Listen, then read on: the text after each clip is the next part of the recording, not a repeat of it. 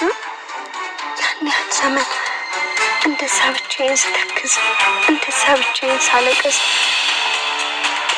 ቆይ እንዴት አድርጎ አስቻለ? እንዴት ቻልክበት? አላውቅም ሰላም፣ አላውቅም። የት እንዳለች አላውቅም ነበር። ወንድሜ ነው ወስዶ የጣላት ዕለት እኔ ራሴ አይቼዋለሁ ስትይኝ ነበር። የጣለበት ቦታ ሄጄ ፈለኩ፣ አጣኋት። ላገኛት አልቻልኩም። ራሷ ስታድግ መጣች። ስታድግ ፈልጋን መጣች። ደግሞ ጊዜ ያስፈልገኝ ነበር።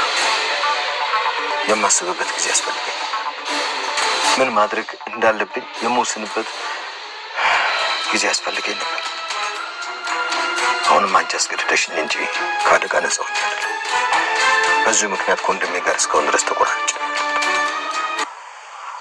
እኔ እኮ ገና እንዳየኋት አውቂያት ነበረ።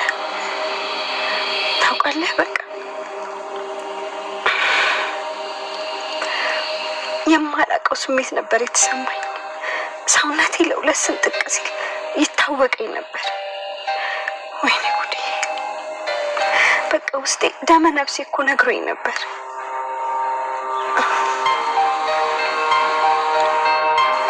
እናት ነሽ ሰላም። ቀረረባችሁ ሳይ፣ እቤት ውስጥ እንዴት እንደምትሆኑ ሳይ ምን ያለበት እናትና ልጅ መሆናቸውን ባወቁ እያልኩ አንዴም በውስጤ ደስታ አንዴም። ኦኬ ታዲያ ናታን አይልከውም ነበረ ሴቷ ልጅ በዚህ ሰዓት ከሚልክ? እማዬ ወይ ለምን እኔ አልሄድም ማለት ምን አይነት ዕቃ ቢሆን ነው? አልታዘሽ እራሷ እንዳጣ ይልካታል።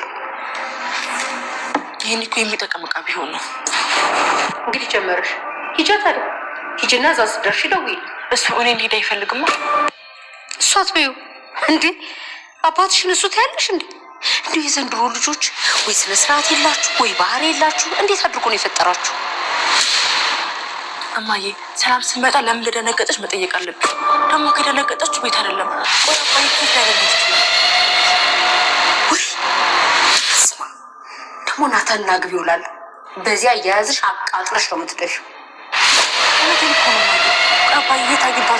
ሰላም ሰላም ውድ ቻናል ቤተሰቦች አስቱ ነኝ። ዛሬ ደግሞ በሌላ ቪዲዮ መተናል። ተወዳጅ ዳጣ ድራማ ዛሬ ምን ተፈጠረው ምንሆን አብረን እናያለን። ዳጣ እንግዲህ ዳጣ የሰላም ልጅ መሆኗ ግልጽ ሆነ። ሰላምዬ ልጄ ብላ አቅፋለት ስማት ስትል ደረጀ ሰላምዬ ተረጋጊ፣ አሁንም ድጋሚ ራስሽን እንዳስቺ እያላት ነበር። ዳጣና ሰላም መሀል ምን ተፈጥሮ ነው? ሰላም ለዳጣ ለስሜት እኮ ስስ ይሆናል። አሁን በእርግጥ ድሮም ትወዳታለች፣ ግን አሁን ለየት ያለ ነገር እየታየኝ ነው እያለች ነበር። እኔም እንደ አጋጣሚ ስትመጣው ልጅሽ መጣሽ ለምንድን ነው እዛ ያላልሽ ከአባዬ ብላ ስጠይቆ እና ናታን ዳጣ ስታስጨንቅ ነበር አብይ ማለት ነው። ስለዚህ አታስጨንቃት ልጄ ታያት በቃ እስቲ አብይ ዛሬ እንኳን ልጄ ተዋት ስትል ተናገረች። አልገባኝም ሰላም ምንድነው የምታወሪ? ልጄ ነው ያልሻት? አዎ ልክ እንደ ልጄ ነው የሚያት ዳጣም ብላ ነገሩን አስቀየሰችው ማለት ነው።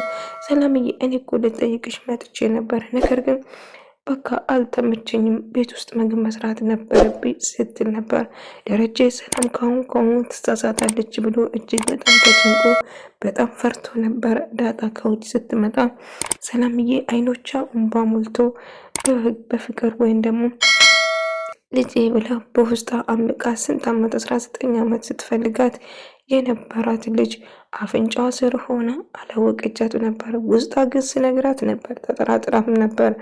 ልጄ ዳጣ ትሆናለች የሚል ግምት ነበር ውስጧ። ስታያት ለሷ ያላት ስስጎና በጣም ተወዳትና በጣም ታቀርባት ነበር እና እንደቻ መሆኗን በጭራሽ አላወቀችም ነበር። አሁን ዳጣ ልጇ መሆኗ ስትሰማ ዳጣ እናቷ መሆኗ ሰላም በጭራሽ አታውቅም። አብይ ሰላም ምንድነው የሆነችበት ነገር ማወቅ ፈልጋለሁ ስትል ከፈለሽ እሷን ሄደሽ መጠየቅ ትችያለሽ።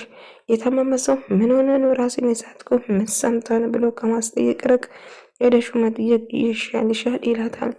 ግን ይህንንማ ማወቅ አለብኝ፣ ምን አለበት ብትነግረኝ እያለች ስታስጨንቀው ነበር።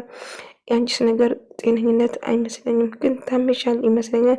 በጊዜ ብትታይ ይሻልሻል። ሰላም መታመማ ሰውን የደነቀሽ ወይም ደግሞ የተገረምሽው ለምንድነው? የታመመች ሰው ለምንድነው ራሷን የሳተች ብለሽ ነው የተጨነቀሽ?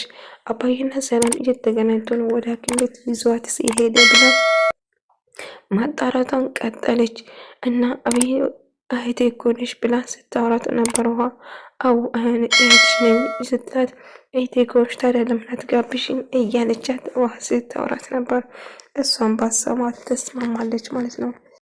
እና ናታን ማርታን አንዳንድ ነገር እየጠየቃት ነበር እና ሌላ ሰው ሰላም እንደውም ሰላም ደህና ነች አይደለም አሁን ብላ ስጠይቁ አውቲ አሁን ደህና ነች ብሎ እማዬ ደህና ነች ብሎ ይነግራታል። ነገር ግን ናታን እንደምን ብለው ተጨንቆ ማርታን መጠየቅ የነበረበት እየጠየቃት ነበር። ለምሳሌ ተጣጥሮ ልጅ እንደነበረች እና ሳያንቺ ባልቦንና ከሌላ ድንገት ወልዶ ሰው እኮ ወልዶ አይሳሳትም፣ በስተትም ወልዶ ብኖር አባዬ ምን ታደርጋለች ስላት ባል ብዬ አልቀበለው ስትል ናታ በጣም ደንግጦ በጣም ተጨንቆ ነበር። እማዬ ሰው እኮ ይሳሳታል፣ ማሳሳት የሰው እንትን የለውም እያለ ስነግራት አይ ምንም ቢሆን ናታን በጭራሽ ልቀበለው አልችልም፣ ትዳሬ ይፈርሳል ትለዋለች። እና ዋና ዳጣ እየተመለሱ ነበር ወደ ቤት። ዳጣ ሰላም መጠየቅ ትፈልግ ነበር። እሬ ግን እሷን ወደ ሐኪም ቤት ይዞ መሄድ እንዳልፈለገ እየነገራት ነበር። እና ወደ ቤት ግን ምንም ቢሆን ናታን ይህንን መቀበል አልችልም፣ አላቅም ግን ያንን አሁን የምናገረውና በኋላ የሚፈጠረውን አላቅም። ቢሆንም ግን ደሬ በጭራሽ እንደዛ አያረግብኝም፣ እኔ ደሬን በጣም አምናለሁ እያለችው ነበር። አዎ ግን ሰው እኮ ሊሳሳት ይችላል እማዬ ስላት በጭራሽ አይሳሳትም። ሰላምዬ ለምንድነው እንደዚህ ደስተኛ የሆነችው? ሰላምዬ ምን ሆና ነው? ስታይኝ እኮ ለየት ያለ ስሜት እየተሰማት ነው እያለችው ነበር። እና ምን ተፈጥሮ ነው ብላ እንድታጣራው ብትሞክሩም ደህና ነኝ ብቻ በጣም እንደምትወዳትና ሁሌም ከጎና እንደሆነችው ልክ እንደ እናቷ ባስፈለገ ሰዓት ከጎንሽ ነኝ ብላ ትነግራታለች። ግን ማርታ የሰላም ነገር ግራ አጋብቶኛል። እንዴት ነው ማለቴ አስተያየቷ ለአንቺ ያላት ፍቅር ለየት ይልብኛል። ቅድም እኮ እስክትመጣ ድረስ እኮ አንገቷ እስክጣመም ድረስ ውጭ ስትጠብቅ ነበር። የሆነ የምትጠብቅ ሰው ያለ ይመስል ለካ አንቺ ነበር ስትጠብቅ ነበር። ልክ አንቺ ስታው አይኖቿ እንባ ሞልቷል። ያውትዬ እማዬ እኔና ሰላም በጣም እንቀራረባለን ማለት የውስጤን አወራታለሁ የውስጧን ታወራኛለች። ለዛ ነው ብሎ እስከ ዛሬ እንዴት አስቻለ ደረጀ ግን ጋሼ ቅርታ ጋሼ እስከ ዛሬ እንዴት አስቻለ ልጅ አፍንጫ ስር ሆነ እንደዛ እየለቀስኩ እየለመንኩ አንተ ግን እንዴት አስቻለ? ምንም ማድረግ አልነበረብኝም፣ አማራጭ አልነበረብኝም፣ ግዴታ መደበቅ ነበረብኝ እያላት ነበር። አሁንም ባታስጨንቀኝ ኖሮ ይህን ነገር በጭራሽ አላወጣም ብሎ ይነግራታል። ነገር ግን ቢሆንም ሰላም ባደረጉብሽ እጅግ በጣም ይቅርታ አድርግልኝ። አዎ ትልቅ ጥፋትና ትልቅ ነገር ሰርቻለሁ ይላታል። ምንም ሆን ልጄ ግን በሕይወት አለች እስከማገኛት ድረስ ጆክ እያለሁ የ19 ዓመት የጠበቅኳት ልጄ ስትልና ሰላም አይኖቿ እንባ ሞልቶ እየቀረበ አሁን ቅድም ባለው ራስሽን ስትሽ ነበር። ሰላም እባክሽን ወደ ራስሽ ተመለሺ፣ ድጋሜ ራስሽን እንድትስቺ አልፈልግም እያላት ሰላምዬ አሁንም ቢሆን እባክሽ ሰላም ለማረጋጋት ሞክሪ፣ ምንም ብትሆን እናቷ እንደሆንሽ መናገር የለብሽም፣ ማርተንም መጠንቀቅ አለብሽ እያላት ነበር። ይሄ እንዳይታወቅብህ ነው አንድ የሚያስጨንቀኝ። እኮ ስንት ዓመት ሳለቅስ ነበር ጋሼ፣ ትንሽ እንኳን ለእኔ አታስብም፣ ትንሽ እንኳን ለእኔ አታስብም እያለችው ነበር።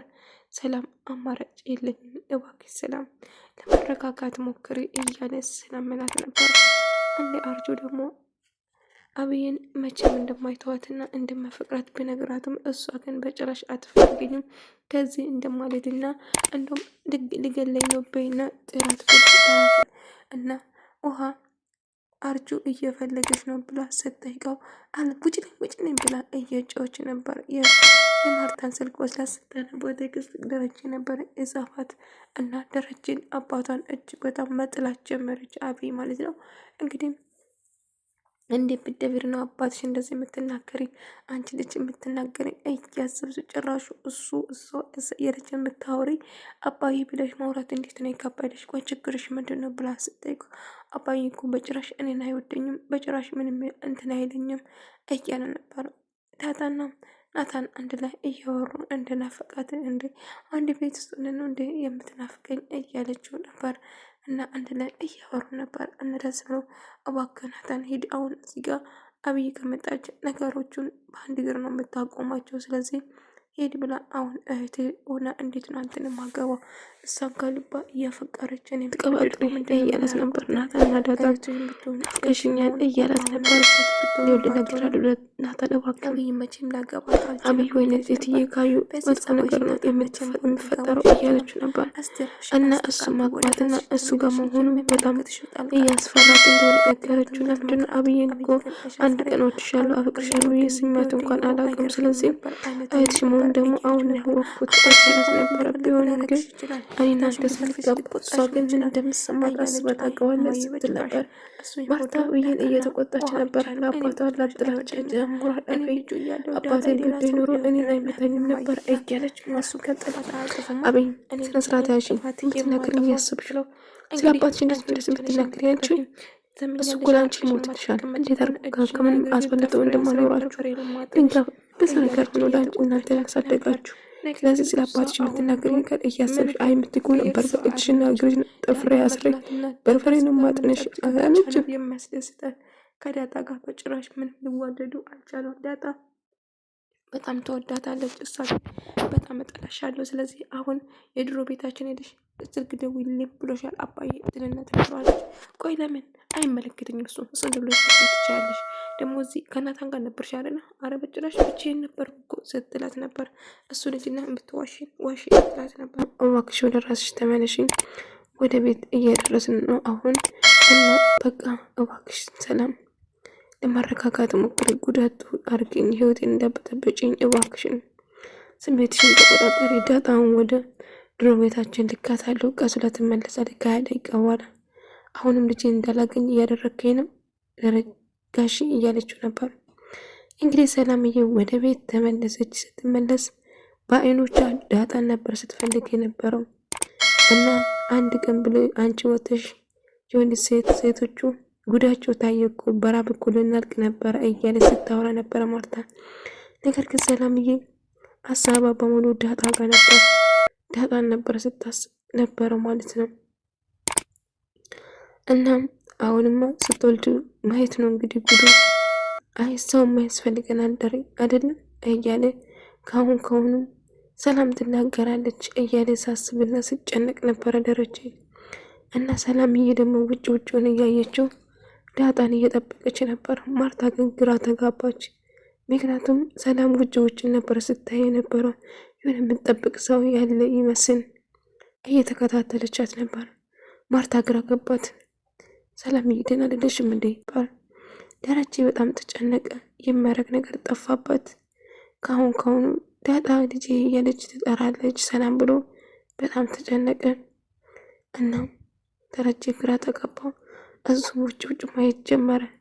ዳጣ እየፈረረች እናቴ ምን ሙዚቃ እየሰማች ወደ ቤት ትመለሳለች። ደረጀም ተጨነቀ። የሚያደርግ ነገር ጠፋባት። ሰላምዬም ግራ ገባት። የምታውቁ ውጭውን እያየችው ዳጣ ስጠብቅ ነበር። ዳጣ ግን የተላከችበት ደርሳ እየተመለሰች ነበር እና ሰላም ግን በሀሳብ ጭልጥ ብላ ሄዳለች። ልጄ እናቴ ሙዚቃ እየሰማችው ልጇን አግኝታ ልታቀፍ ማርታ ስሜት ሊሆን በጣም ጨነቃት። ልክ ዳጣ ከውጭ በሩ ጋፍታ ስገባ ሰላምዬ እጅግ በጣም ደንግጣ እያየቻት ነበር።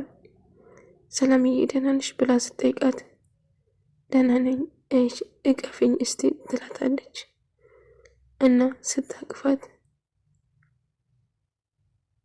ደስ እያላት ነበር። ወደ ቤት የገባች ዳጣ ልክ ስታያት ሰላምዬ በጣም ደንግጣ ጨንቀች። ሰላም ደህና ነሽ ምንድነው ብላ ስጠይቃት ማርቲን አይ ደህና ነኝ እትዬ እያለቻት ነበር።